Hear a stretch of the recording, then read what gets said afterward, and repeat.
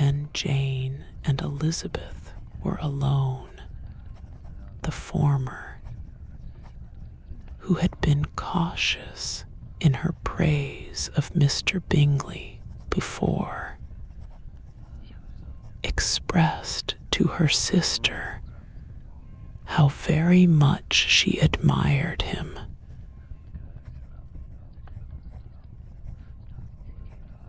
"He is just what a young man ought to be," said she, "sensible, good-humored, lively.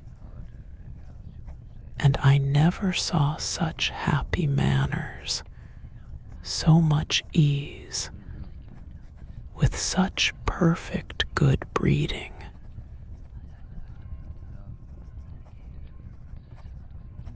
"He is also handsome," replied Elizabeth, "which a young man ought likewise to be if he possibly can. His character is thereby complete."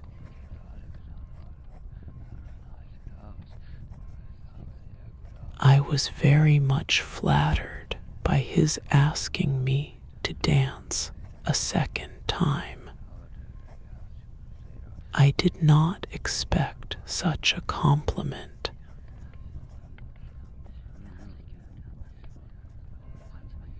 "Did not you? I did for you. But that is one great difference between us. Compliments always take you by surprise, and me never. What could be more natural than his asking you again? He could not help seeing that you were about 5 times as pretty as every other woman in the room. No thanks to his gallantry for that. Well, he certainly is very agreeable, and I give you leave to like him. You have liked many a stupider person."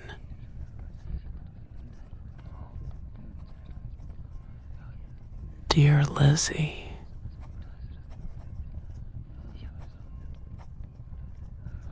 "Oh, you are a great deal too apt, you know, to like people in general. You never see a fault in anybody. All the world are good and agreeable in your eyes. I never heard you speak ill of a human being in my life.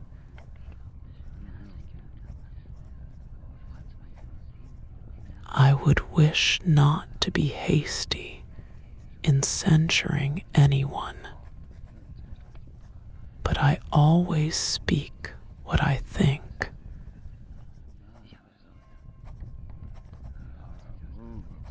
I know you do, and it is that which makes the wonder, with your good sense, to be so honestly blind to the follies and nonsense of others. Affectation of candor is common enough. One meets with it everywhere.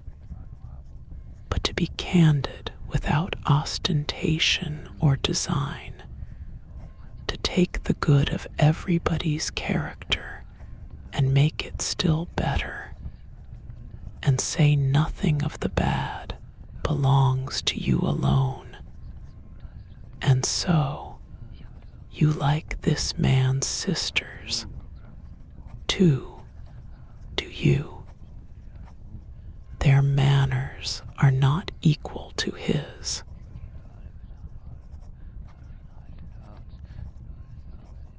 Certainly not, at first, but they are very pleasing women when you converse with them.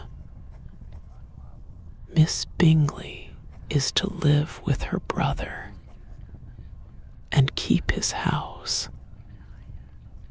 and I am much mistaken if we shall not find a very charming neighbor in her.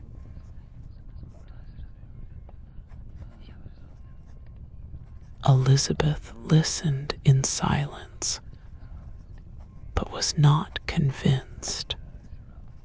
Their behavior at the assembly had not been calculated to please in general, and with more quickness of observation and less pliancy of temper than her sister, and with a judgment, too, unassailed by any attention to herself, she was very little disposed to approve them.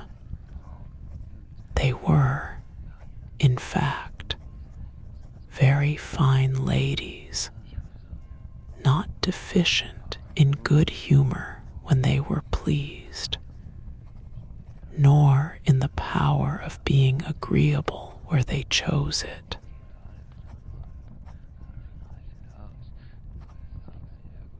But proud and conceited, they were rather handsome, had been educated in one of the first private seminaries in town, had a fortune of 20,000 pounds, were in the habit of spending more than they ought, and of associating with people of rank, and were, therefore, in every respect entitled to think well of themselves and meanly of others.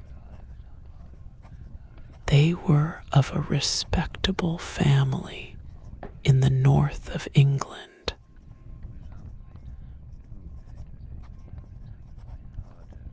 A circumstance more deeply impressed on their memories than that their brother's fortune and their own had been acquired by trade.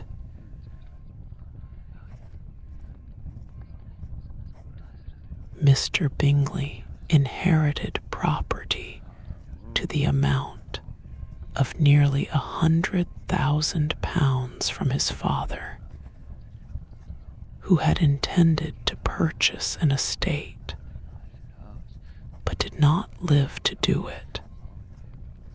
Mr. Bingley intended it likewise, and sometimes made choice of his county. But, as he was now provided with a good house and the liberty of a manor, it was doubtful to many of those who best knew the easiness of his temper whether he might not spend the remainder of his days at Netherfield.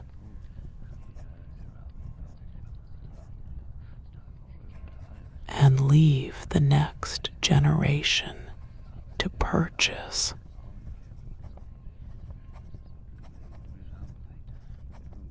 His sisters were very anxious for his having an estate of his own, but though he was now established only as a tenant, Miss Bingley was by no means unwilling to preside at his table, nor was Mrs. Hurst, who had married a man of more fashion than fortune, less disposed to consider his house as her home when it suited her. Mr. Bingley had not been of age 2 years when he was tempted, by an accidental recommendation, to look at Netherfield House. He did look at it,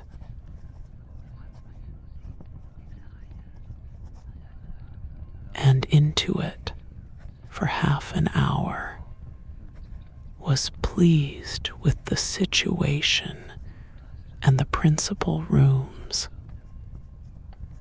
satisfied with what the owner said in its praise, and took it immediately.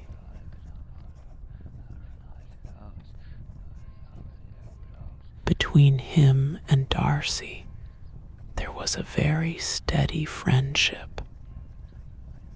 In spite of a great opposition of character, Bingley was endeared to Darcy by the easiness, openness, and ductility of his temper, though no disposition could offer a greater contrast to his own, and though with his own he never appeared dissatisfied, on the strength of Darcy's regard, Bingley had the firmest reliance, and of his judgment the highest opinion.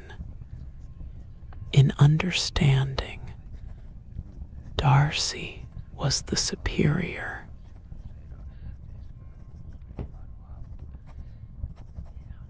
Bingley was by no means deficient, but Darcy was clever.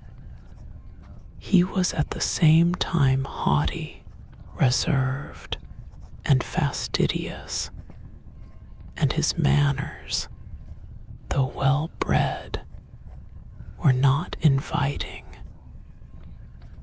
In that respect, his friend had greatly the advantage.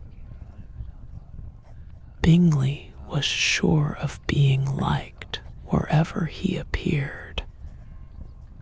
Darcy was continually giving offense.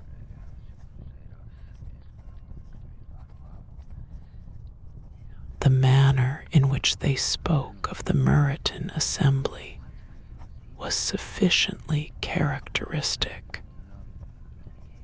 Bingley had never met with pleasanter people or prettier girls in his life. Everybody had been most kind and attentive to him. There had been no formality, no stiffness. He had soon felt acquainted with all the room, and as to Miss Bennet, he could not conceive an angel more beautiful. Darcy, on the contrary, had seen a collection of people in whom there was little beauty and no fashion.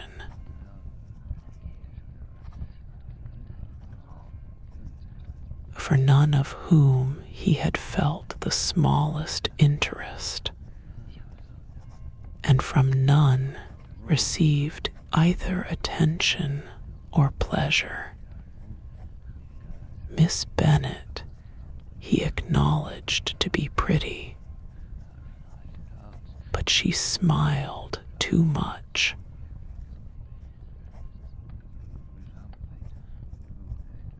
Mrs. Hurst and her sister allowed it to be so, but still they admired her and liked her, and pronounced her to be a sweet girl, and one whom they should not object to know more of. Miss Bennet was therefore established as a sweet girl, and their brother felt authorized by such commendation to think of her as he chose.